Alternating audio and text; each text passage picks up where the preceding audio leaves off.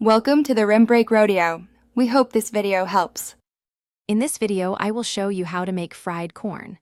We'll start by gathering our simple ingredients.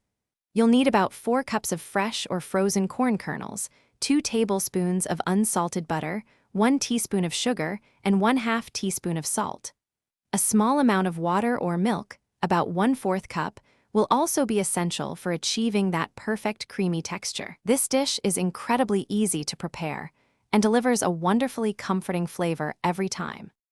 Now, let's get cooking.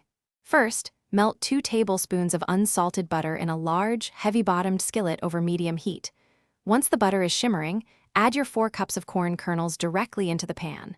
Stir them gently to coat each kernel evenly with the melted butter. Next, sprinkle in 1 teaspoon of sugar and 1/2 teaspoon of salt. These seasonings will enhance the corn's natural sweetness and bring out its best flavor.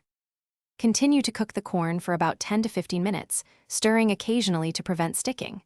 You'll notice the kernels beginning to brown slightly, which is exactly what we want for that rich, caramelized flavor. This browning adds a wonderful depth to the dish. Finally, pour in 1/4 cup of water or milk.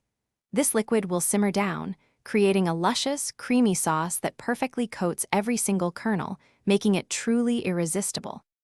Once your fried corn has reached that golden perfection and the sauce has thickened slightly, it's ready to serve.